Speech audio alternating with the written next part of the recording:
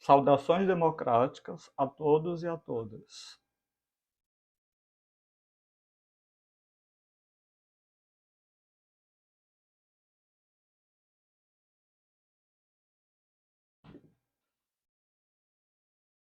Sejam bem-vindos e bem-vindas à nossa terceira aula, Como escrever artigos científicos.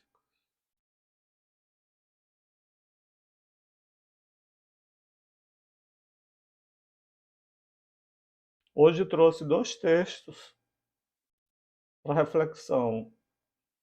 Inicial é uma crônica de Braulio Bessa, Sempre Haverá Esperança, e uma crônica de Marta Medeiros.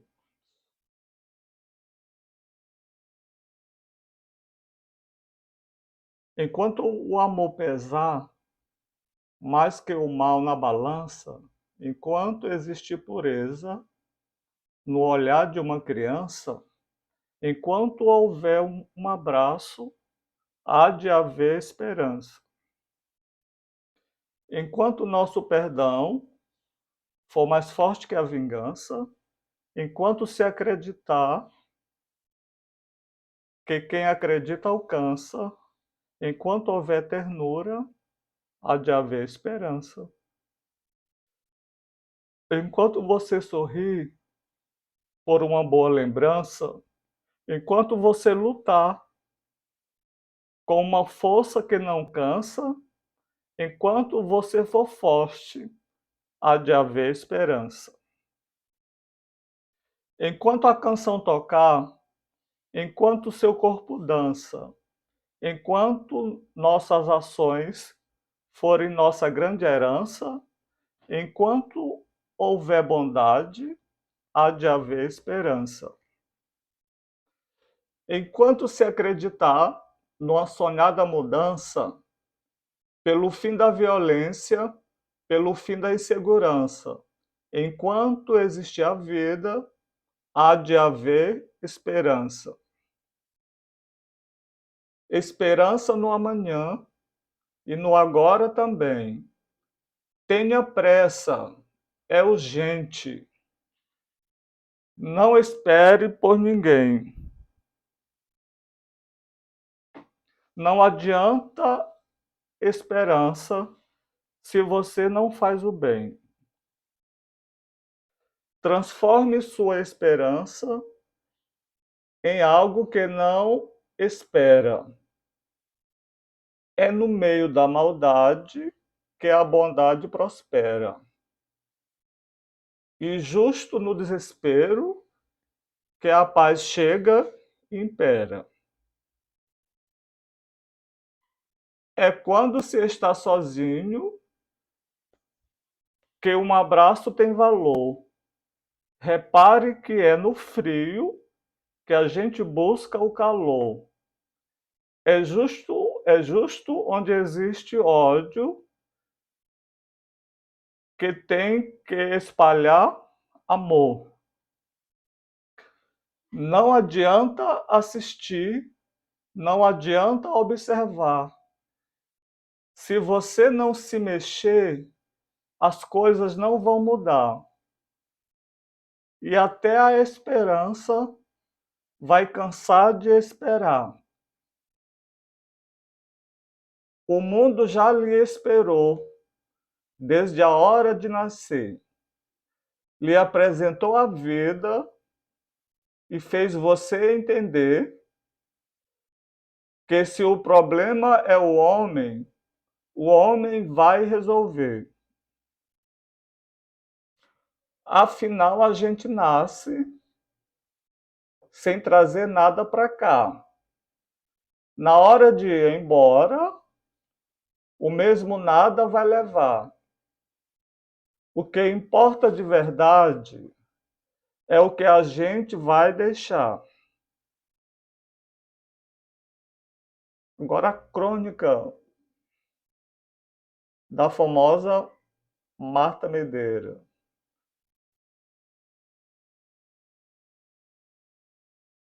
Então, observe o conteúdo E a situação do cotidiano que Marta Medeiros analisa escreve por meio dessa crônica. Observe como um texto simples, pequeno, pode ter muito conteúdo atrelado. Então, o carrinho do supermercado e você.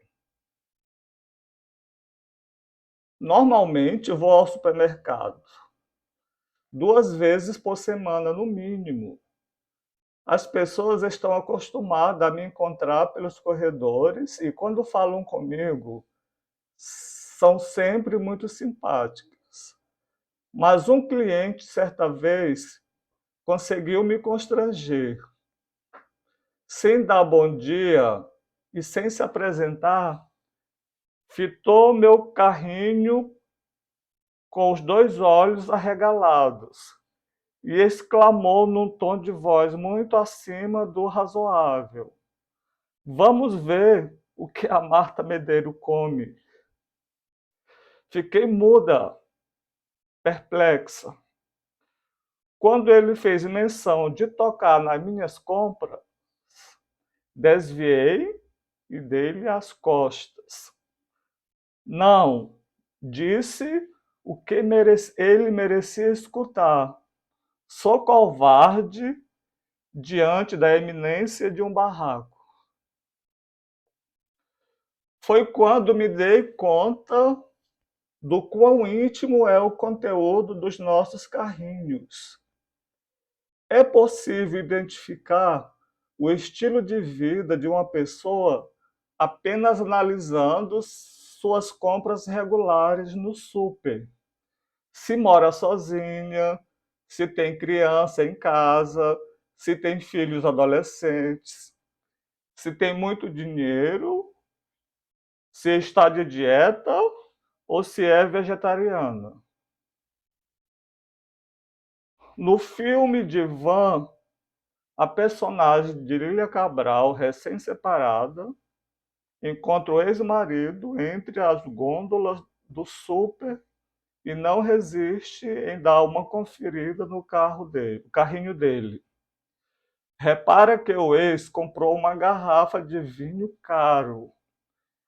Espumando de raiva, mas mantendo o sangue frio, comenta: comprando vinho de R$ 80. Quando éramos casados, o teto era 35. Ele dá uma desculpa qualquer, mas não adianta. Ela acaba de descobrir que o bandido já está namorando. O carrinho entrega tudo. Se você só come carne de segunda, se tem cachorro, se não se preocupa com o peso, se está menstruada, se depila com gilete, se pretende maratonar uma série no sofá com um balde de pipoca no colo, ou se vai dar uma festa em casa. Não é possível que aquela quantidade de garrafa de espumante seja apenas para fazer estoque. Nos primeiros dias da crise do coronavírus, quando a população invadiu os supermercados para se abastecer, os carrinhos deduraram os mais egoístas clientes que conduziam carrinhos abarrotados de papel higiênico, garrafas de álcool, eram vistos como inimigos da população, pessoas sem empatia. Da mesma forma, mais investida, me doeu ver uma senhorinha de uns quase 90 anos comprar apenas 1 litro de leite, um pacote de macarrão, 2 tomates, uma cebola e 3 sabonetes. Nem precisou de carrinho. A cestinha deu conta. Entre este momento que escrevo até o momento em que serei lida, muita coisa poderá mudar, já que as notícias têm se atualizadas a cada 10 minutos. As coisas estão melhorando, piorando? Seja como for, espero o básico, que a gente consiga continuar se abastecendo de comida e de respeito pelos outros, que é o que faz uma sociedade doente receber alta. Esses dois textos, um poema do Braulio Bessa e a crônica de Marta Medeiros. A leitura, ela é fundamental. Precisamos ler.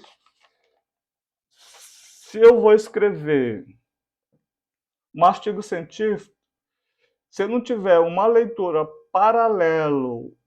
paralela ao conteúdo que eu estou escrevendo o artigo, eu terei dificuldade para fazer conexão das ideias. Então, quando se lê textos correspondentes e de preferências, seja crônica, seja romance, seja poema, eles ajudam na nossa construção e no nosso vocabulário, no momento da escrita de um artigo científico. Então, ler estimula a criatividade, desenvolve a empatia e incita o senso crítico. Então, dando sequência, vamos falar sobre notas de rodapé em artigo científico. Nos textos mais longos ou densos sobre tentação, corre a tentação e mesmo a necessidade de se recorrer a notas de rodapé para melhor explicar certos pontos do texto ou esclarecer conexões, outros textos e outros autores relevantes. Às vezes, isso leva às notas numerosas ou gigantescas. Isso é altamente prejudicial a artigos, por exemplo, que precisam ser curtos e manter o foco numa questão central. No entanto, notas excessivas ou enormes são prejudiciais, mesmo em livros, teses, dissertações. Para controlar a incidência de nota de rodapé, nessas produções de maior fôlego, siga estas regras. O que for crucial deve constar no texto. O que for supérfluo não merece nem estar na nota de rodapé. O que for necessário, mas não de leitura necessária para o entendimento do texto, pode ser apresentado em box ou mesmo como anexo. Então, se deve evitar nota de rodapé em artigo científico, visto que é um texto pequeno e notas de rodapé tiram ou distraem a atenção do leitor. Então, se é um assunto relevante, que ele apareça no texto e não como uma nota de rodapé. Sobre os textos de box. O box é um recurso aplicável essencialmente em textos mais longos, pois seu uso em artigo implica necessariamente violar a já mencionada regra de concisão. Sempre que houver um caso, um conceito, uma notícia ou um aspecto curioso que pode somar ao texto, mas cuja leitura não é crucial, é recomendada usar o box. Uma outra questão importante sobre a temporalidade na escrita.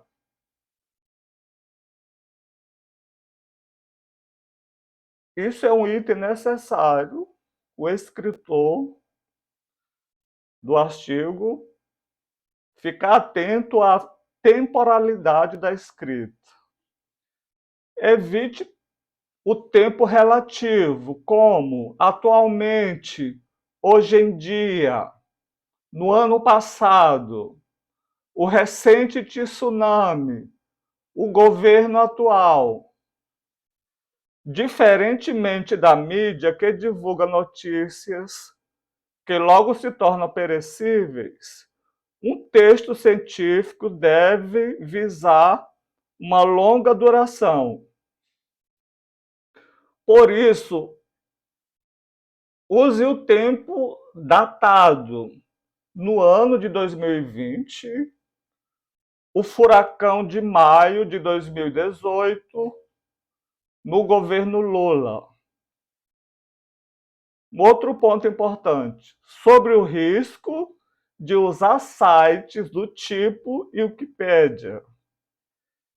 É uma grande tentação usar páginas da internet como Wikipédia, similares e derivados.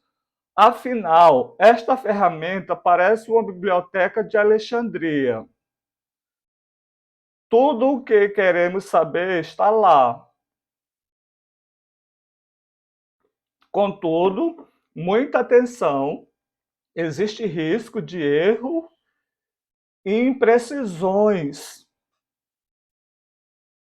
Por ser um mecanismo aberto ao público, cada um pode escrever e alterar o conteúdo ao seu bel prazer, de boa ou má fé, com maior ou menor competência e seriedade. É certo que existe um comitê gestor que filtra aberrações, mas existe considerável margem de falha e mesmo manipulações. Por isso, evite colocar no seu artigo referência do site Wikipédia. Se for indispensável, por razões de tempo e praticidade, recorrer a algum wiki. Por exemplo, confirmar a grafia de um nome ou uma data. Faça-o na versão em inglês. Por ser a mais usada, é também a mais segura. Persistindo a dúvidas, enquanto o verbete do wiki, consulte outras fontes, consulte dicionários, por exemplo. Agora, outro ponto importante sobre o abstracts. Trabalhos publicados em português só são acessíveis a quem conhece a língua portuguesa. Por isso é importante que você apresente uma boa tradução do seu resumo para o inglês. E quando for o caso, outros idiomas. Tem revista que também exige que seja o espanhol. Só assim o seu trabalho será notado e, quem sabe, consultado por leitores de outros países. Mas atenção, uma má tradução pode ter efeito oposto, dando a impressão de pouco cuidado. O mesmo raciocínio é válido para as palavras-chave, que são indexadas.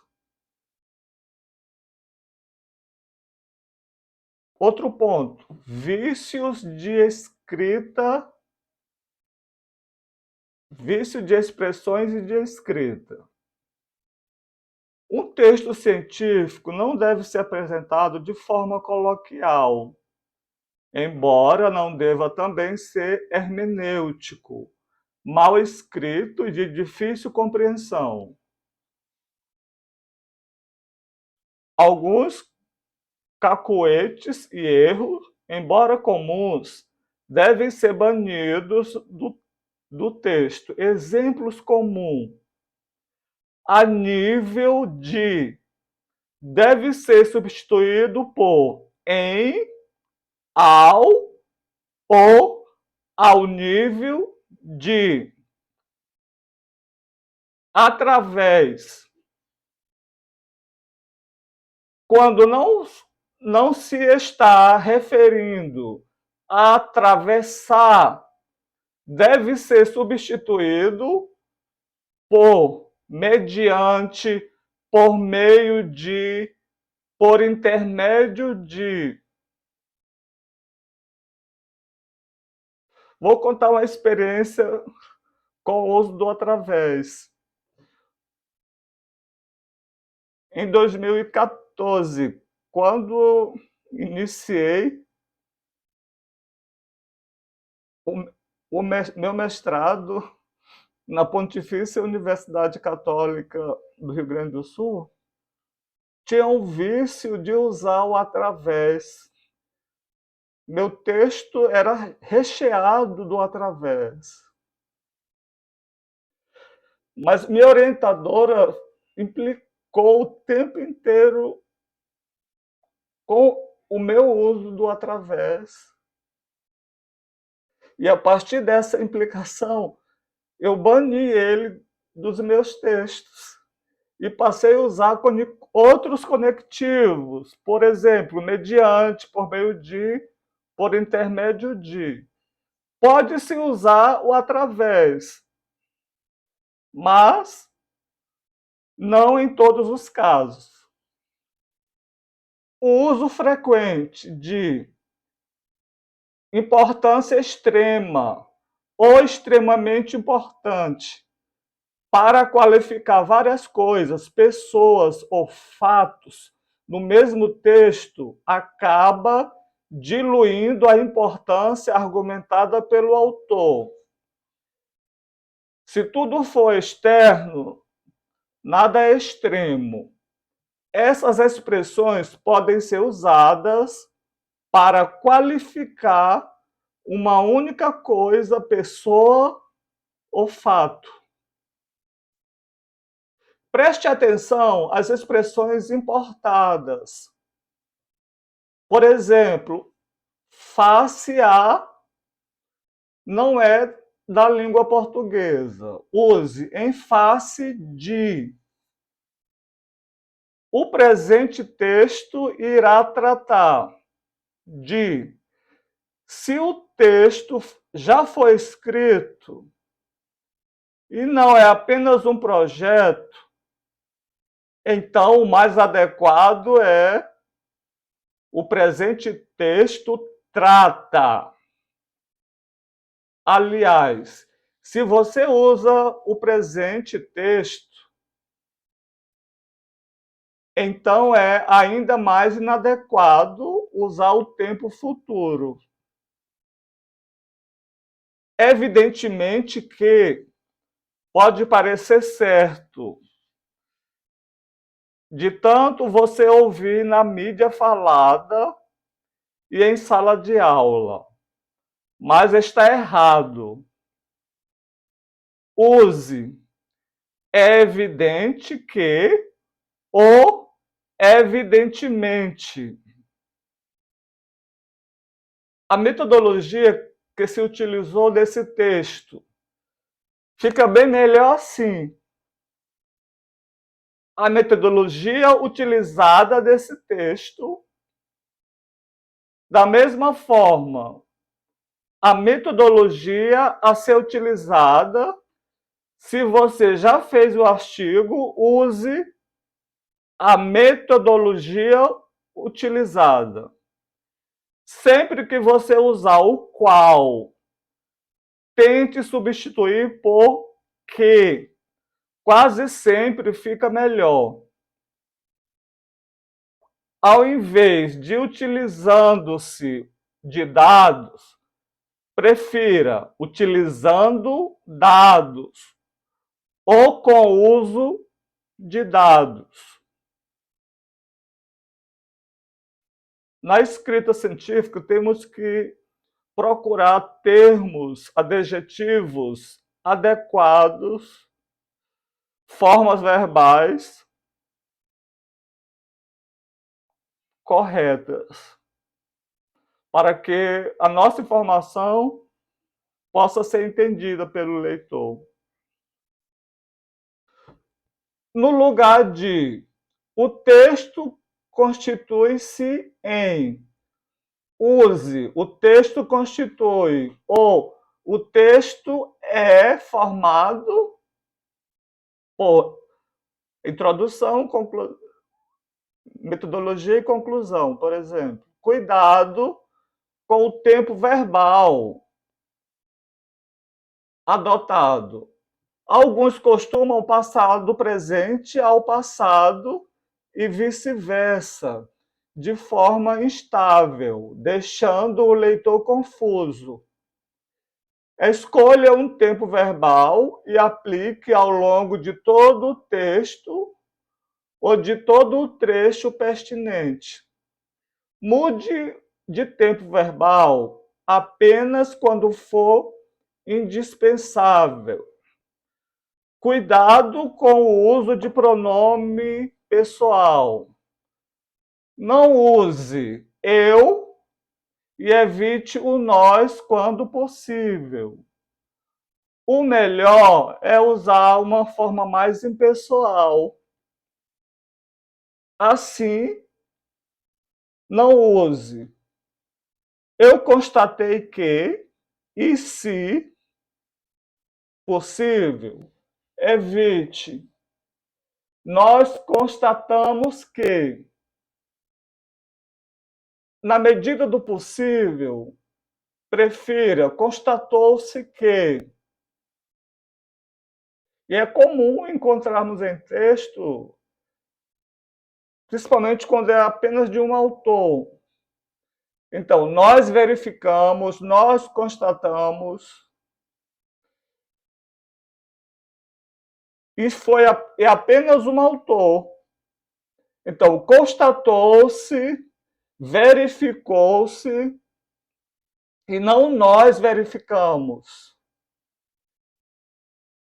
Se você for usar assim sendo, ou em outras palavras, repare se você não está apenas repetindo a ideia exposta anteriormente.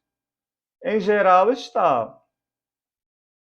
Um parágrafo deve imprimir um raciocínio, uma ideia, um assunto dentro de um texto longo que trata necessariamente de vários raciocínios, várias ideias e vários assuntos.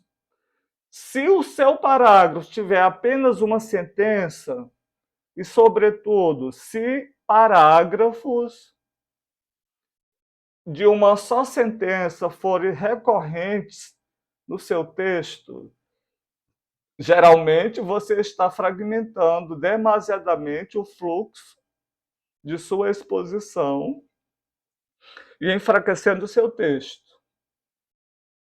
Use várias sentenças na construção de seus parágrafos, até concluir a exposição daquele ponto particular e só então mude de parágrafo. Cuidado para não fazer repetição de ideia. Então, encerra-se um parágrafo, vai para um outro assunto, aí depois volta-se ao assunto anterior. O correto é esgotar toda a informação sobre o assunto que vai ser exposto. A partir de então é que se segue para um outro assunto. Que não cai bem em um texto científico o autor fica indo e vindo ao assunto e à temática. Isso causa uma confusão ao leitor. Por outro lado, se os seus parágrafos forem sempre grandes, com mais de 10 sentenças, você geralmente está desenvolvendo mais de um raciocínio ou expondo mais de uma ideia. Tratando de mais de um assunto ao mesmo tempo, tente ser mais sucinto e objetivo em cada parágrafo. Quando tiver escrito um parágrafo muito grande, reveja-o para identificar como você pode concluir a primeira argumentação, explicação, descrição ou comentário. Faça depois dele um parágrafo aproveitando o que foi escrito na sequência para começar um novo. Uma sentença muito longa é de difícil entendimento para o leitor. Se você chegar à terceira linha de uma sentença e ela ainda não tiver acabado, encontre uma forma de colocar um ponto e começar uma outra sentença. Isso quase sempre é possível e ajuda o seu texto a ganhar clareza e organização. Procedendo assim, você estará valorizando o seu texto e facilitando a vida do leitor. Frase que inclui listas, geralmente, de 2 pontos, por exemplo, tais como X, Y, Z, podem ser consideradas exceções a esta consideração. No entanto, não abuse de listas longas, pois elas dificultam o entendimento do leitor. Nesse caso, faça a opção por listar os tópicos sequencialmente usando hífens. Sentenças longas são difíceis de entender, porque acabam exigindo excessos de artifício para colar as suas muitas partes umas às outras, vírgula, ponto e vírgula, travessões, parênteses, são os artifícios mais visíveis, menos visíveis, mas por vezes ainda piores para o entendimento do texto. São pronomes em excesso, que, aquele, o qual, seu, dele, deste, daquele, cujo, e etc. Excesso de conectivos. E também, igualmente, ainda, e gerúndios. Fuja do gerundismo, que enfeiam o texto e fazem parecer roteiro de telenovela, televendas. Vamos estar fazendo pode ser substituído por faremos. Cada vez que você iniciar uma sentença com nesse sentido, portanto, destastes, assim, tendo em vista o que foi demonstrado acima, tente apagar a expressão ou palavra você verá que ela é quase sempre indispensável. Outro item a ser observado: erros e vícios de escrita que asperam editores, pareceristas, orientadores e membros de bancas, e que devem ser evitados a todo custo. O primeiro ponto: abrir aspas ou parênteses e não fechar, ou vice-versa. Separar sujeito do predicado com uma vírgula. C. Construir sentenças sem verbo. D. Usar verbos cujos sujeitos sejam inexistentes ou indeterminados. E. Construir parágrafos de uma só sentença. F. Construir sentenças excessivamente longas. G. Uso excessivo de maiúsculas iniciais. H. Encerrar capítulo ou seção com uma transcrição de palavras alheias. Exemplo: encerrar um tópico com uma citação. Isso não cai bem. Pode colocar uma citação e ter que fazer o fechamento do autor do texto. Tabelas, gráfico, quadro, ilustrações, sem numeração, com maus títulos, sem fontes e sem menção anterior no texto. Que muitos autores colocam gráficos, tabela, com título e fonte, mas não fazem menção no texto. Então, se não faz menção no texto,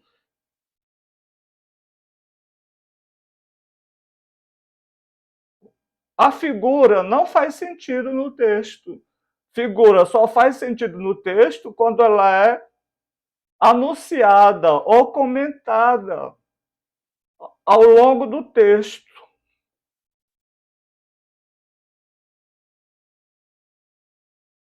Falhas a ser evitadas.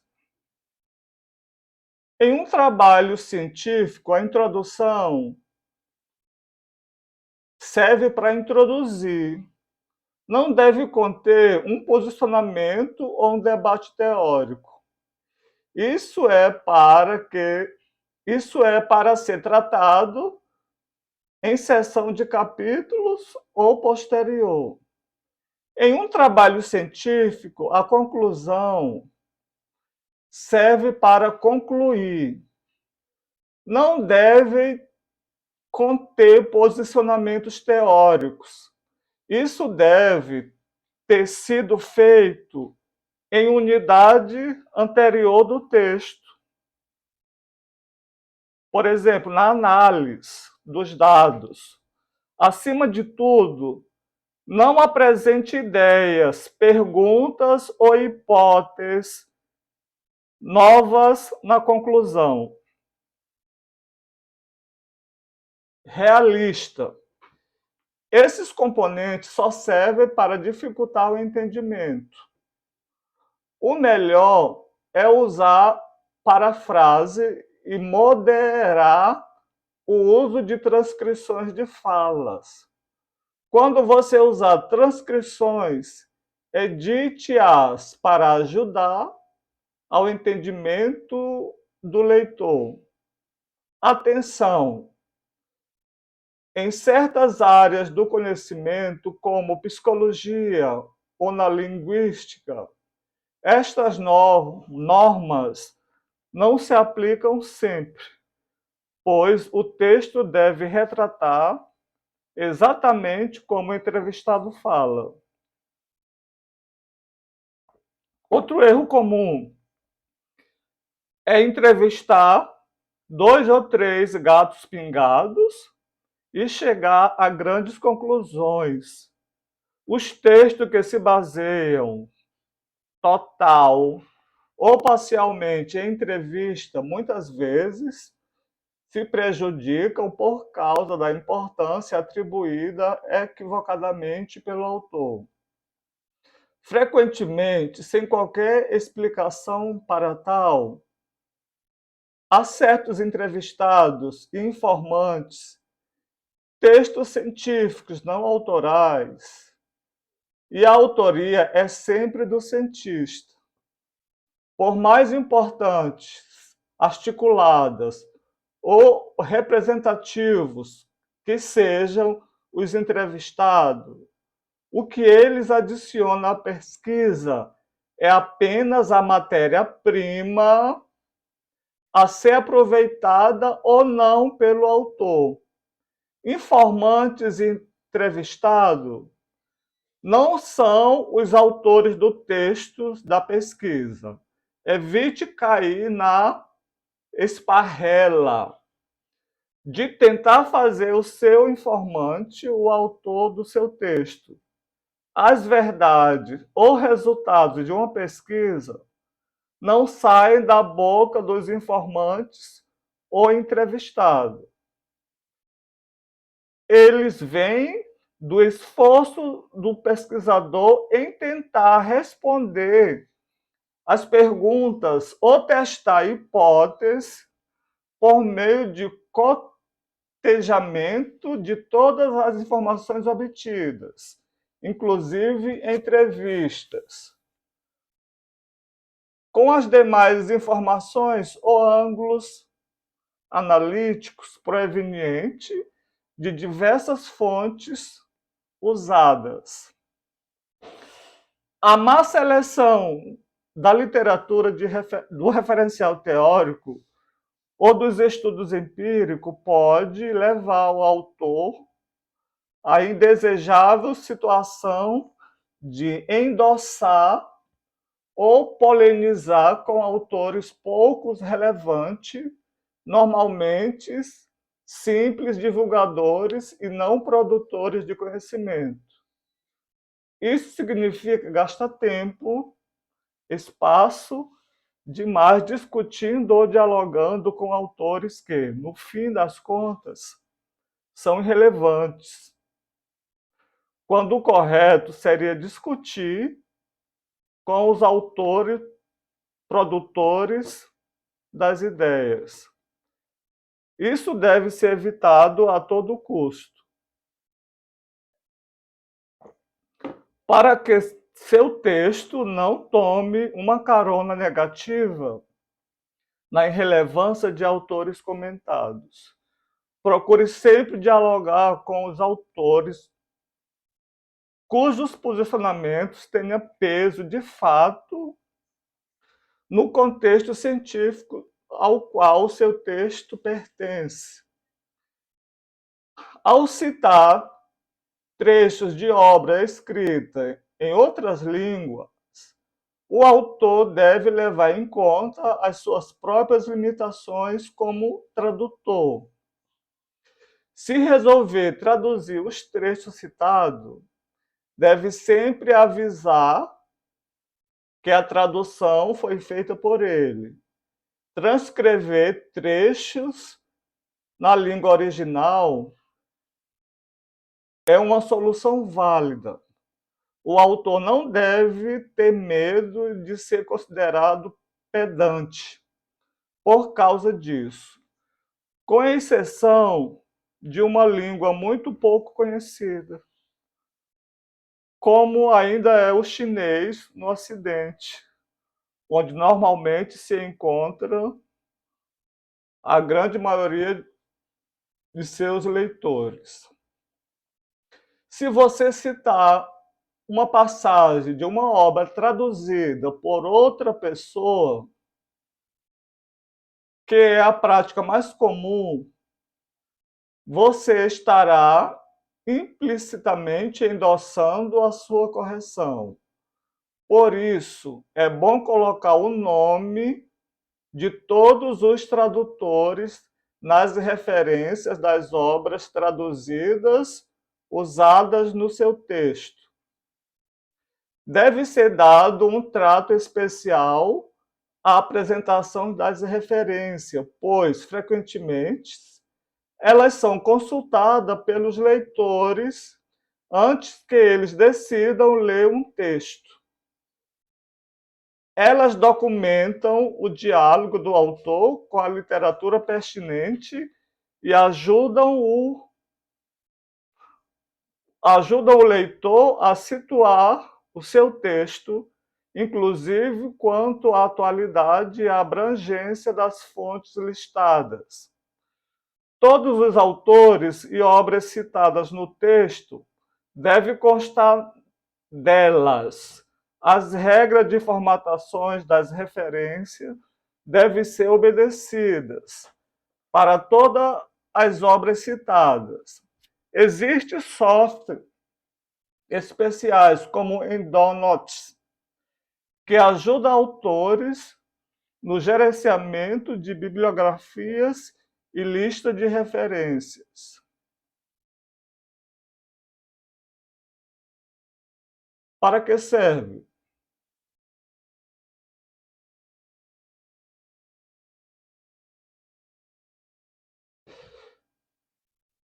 Então, aqui se encerra a nossa terceira aula. No próximo sábado teremos a nossa aula 4.